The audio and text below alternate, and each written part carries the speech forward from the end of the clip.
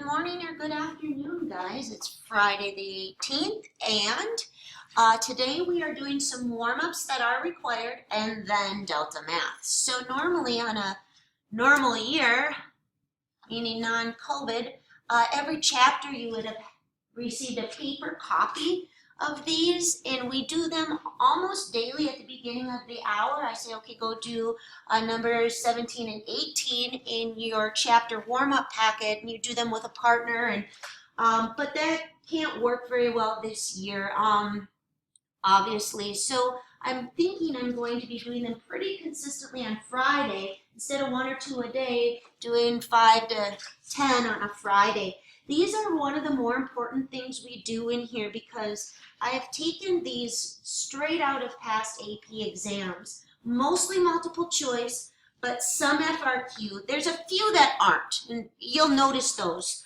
as we go, but they're very indicative of what you need to take out of the course to be successful on the AP exam. I do more than what's on the AP exam, but these are 100% AP focus. So we're going to go through the sections we've covered so far. Now, if you have a printer at home, it would be really nice if you printed these off, because then you would have it all at the end of the year, and it'd be a great tool if you wanted to study for that AP exam independently. At a minimum, though, if you don't want to print it off, make sure you label them, because I will ask you to submit, and then, then you'll still have the digital copy with your work if you want to use them both at the same time to study. So just a second. So the first thing we covered, I'm gonna go spit out my cup.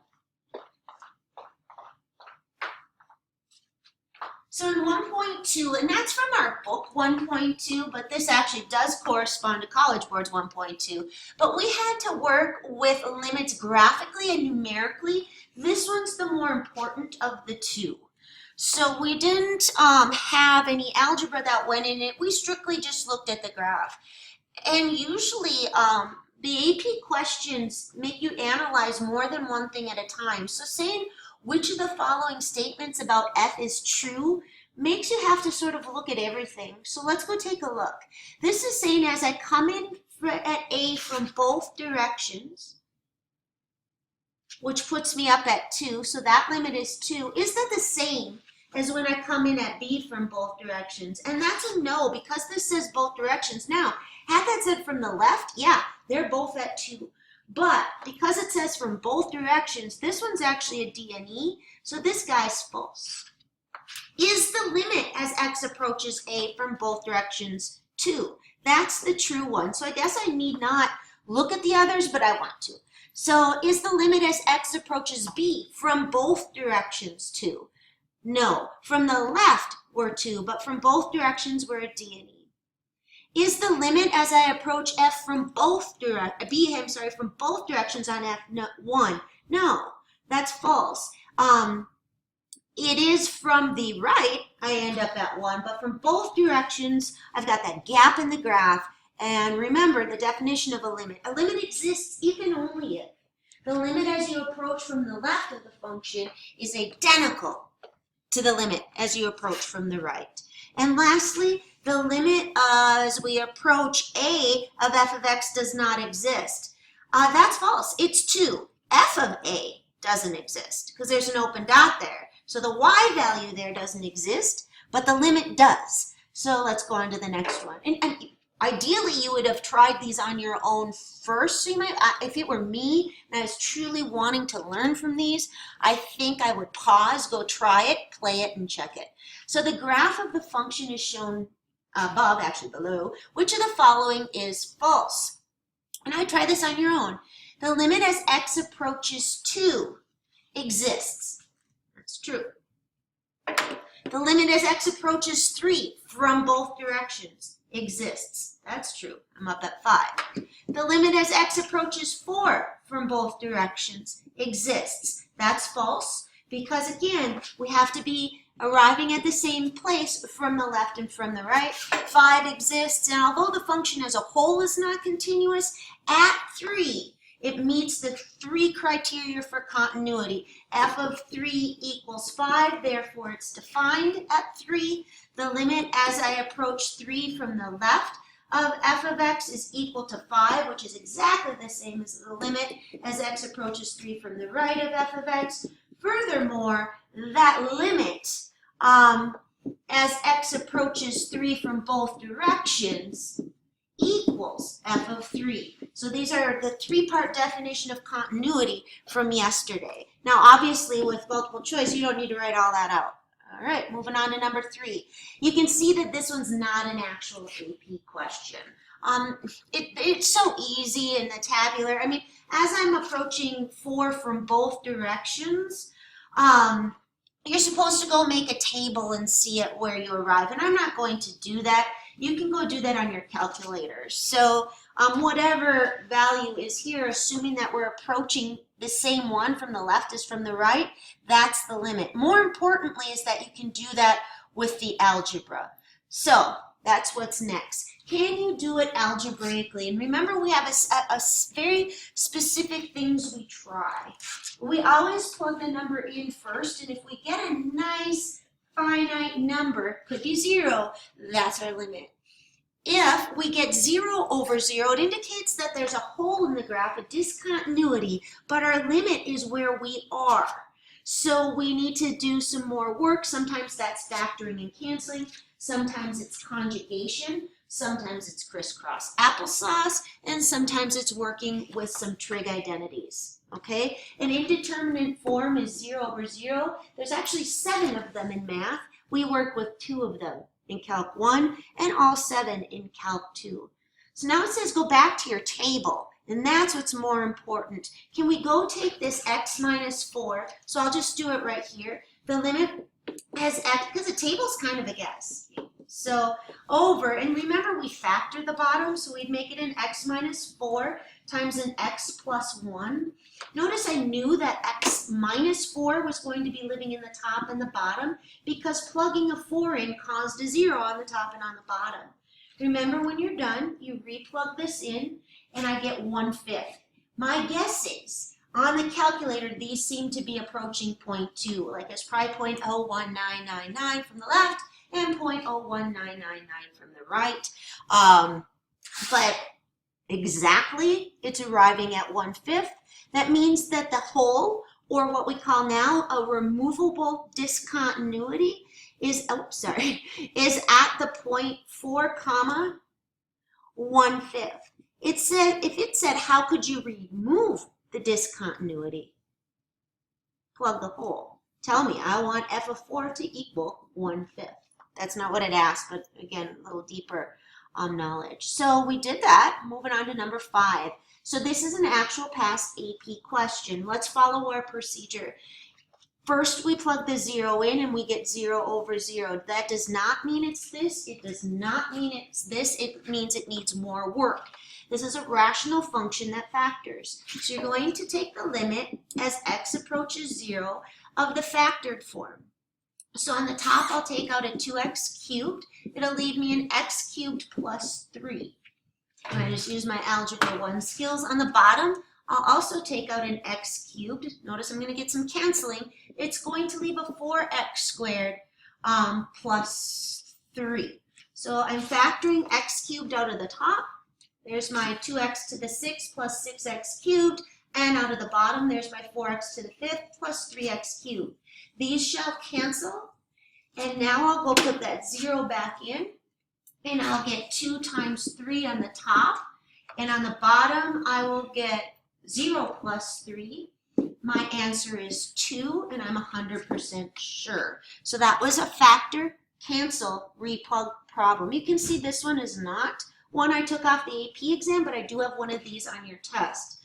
So upon direct substitution of a 3 in there, I get a 3/5 minus 3/5 on the top. So the top's going to 0, and the bottom's going to 0. What do I know? I know that in this expression, there lives an x minus 3 because 3 caused it to be 0.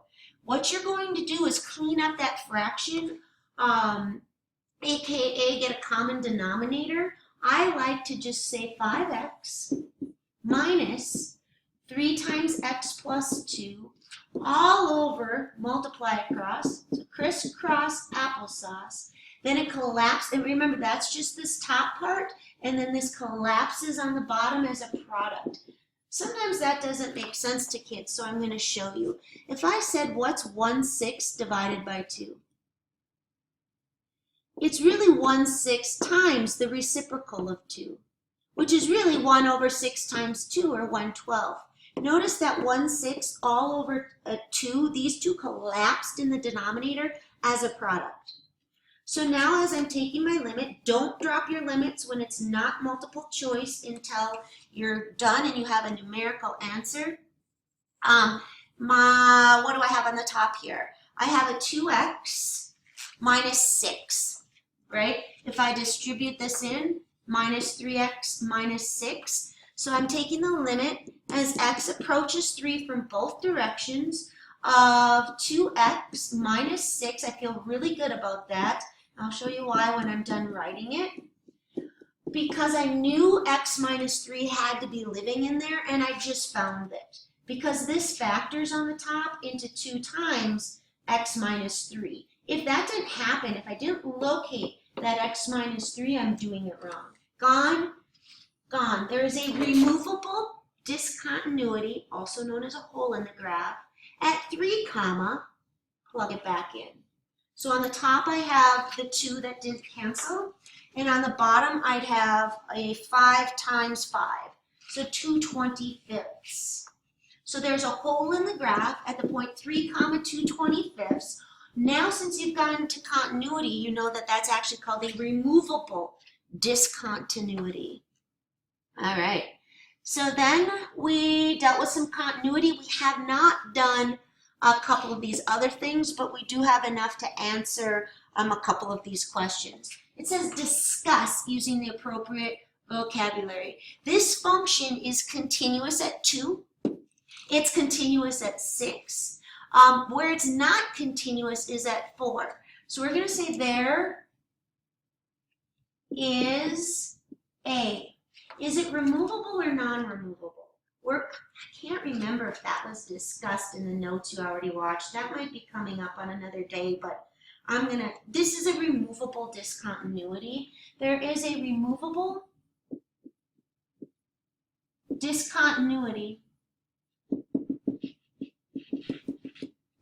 at x equals 4. Let's talk about which of the 3-part definition is being violated by this, and it's causing the discontinuity. Does f of 4 exist? Yes, it's 2. So f of 4 is defined. If this solid dot was not here, suppose this had been the graph and that solid dot was absent, then we'd say f of 4 does not exist. Therefore, or the function is not continuous. So you could say f of 4 is undefined, therefore the function is not continuous. That was the first criteria for continuity. This one passed that test though, because f of 4 is 2. Next test, you have to check if the limit as you come in from the left equals the limit as you come in from the right. They do, they equal 1. So this was, here, let's go write it. F of 4 equals 2, therefore f of 4 is defined, or exists. Let's just write is defined. Okay, that's the first thing. Second thing for continuity, the limit as I approach 4 from the left on the function is equal to 1. It is equal to 1, which actually equals the limit as I approach x4 from the right of the function. However, the thing that's causing the discontinuity is that hole is not being filled up with the function value. The way you write that is you say the limit that x approaches 4 from both directions of the function equals 1, right? It is not equaling f of 4. Okay, f of 4 was 2. So basically, this is what was violated. So the function is not continuous at 4. I think this is the last one. So it says, for what value of k would f be continuous? Well, first of all, we know we have a hole in the graph. When it says x not equal to 2, that means everywhere to the right of 2 and everywhere to the left of 2. It means this is the limit as x approaches 2 from the right. limit as x approaches 2 from the left. It means both sided limits are coming in there. I want you to know graphically what that means, okay? It means the function is actually the line 2x plus 1. It goes through 0, 1, up to over 1, up to over 1, etc. So let's go draw that. This is the function, but at 2, there's a hole in the graph, because that's what that means when these cancel off. There's a removable discontinuity. There's a hole in the graph. When it says to find the value of k that will make the function continuous, loosely it means plug up the hole. Go force f of 2 to equal whatever it would be on the line. And this would be at the point 2, 5. So if I say in this piecewise function, have k be 5, then f of 2, as it says for x, would be 5, and I'd plug up that hole, also known as removing the discontinuity. And then this is the most important one. I do have one like this on your test. It's worth multiple points. It's the last one we're going to do. Let me see how many minutes this is. I'm at 16. All right, not too bad. I don't like to go with these much over 15, to be honest, but this was a big chunk this time. So is f of x continuous at 3? This is what you cannot do. If you go like this, I'm going to put a 3 in, because that's the boundary, right? And I get the square root of 4, which is 2. I'm going to put a 3 in, and I get a 2. So you can't, if you write yes 2, you actually won't get any points, because yes or no is a 50-50 guess. And the number 2 is not an explanation. And so be very careful. The goal of these is not to answer the question. It's to answer the question using the correct notation. If it's multiple choice, the goal is to answer the question. And you would just circle yes. But we have to check everything for this one. So we need to run through 3 parts. Letter 1. First thing, we have to make sure to be continuous at 3, f of 3 must exist. Because of this equal to bar right here, f of 3 does exist. F of 3 would put me to the top wise of the piecewise function, be the square root of 4, which is 2. Therefore, f of 3 exists. Okay, now let's go look at the graph. You should know that the graph of that function, square root of x plus 1, looks like this. But we're only analyzing it between 0 and 3 inclusively. Okay, so that's that piece of the graph. In blue is from what happens to 3 to 5. I'm on the line 5 minus x. Well, here's what I've got to make sure. I've got to make sure that this line takes off through this point, or I'll have a gap in the graph. So let's go check it out. For the second, what is the limit as I approach 3 from the left of f of x? We just did it. It was 2. The limit as I approach 3 from the right of f of x is now on this piece, because this is to the right of f of x. It is also 2. So these limits are equaling each other, and they're equal to the actual value there. So you're going to say for part 3, furthermore, right, the limit as I come in at 3 from both directions on the function actually equals the y value there. So that's your explanation in math. And so we'd say, therefore, f is continuous. Make sure you answer the question at x equals 3. Now watch me finish up the graph. So this was at 1. This was the point 3, 2. The line, okay, takes off from 5 on the y-axis with a slope of -1. So the line's coming in here with a slope of -1, but at 3, it was up at 2. So that line's coming through like this. Now, had the line been 4 minus x, then when I put in the 3, I would have a 1. So it wouldn't have been here coming in, it would have been here. And so I'd say the limit doesn't exist because as I come in from the left and the right, I'm at a different y value. All right, so your actual assignment today is going to be to submit these on the Google form and do some delta math. Have a great weekend. Bye.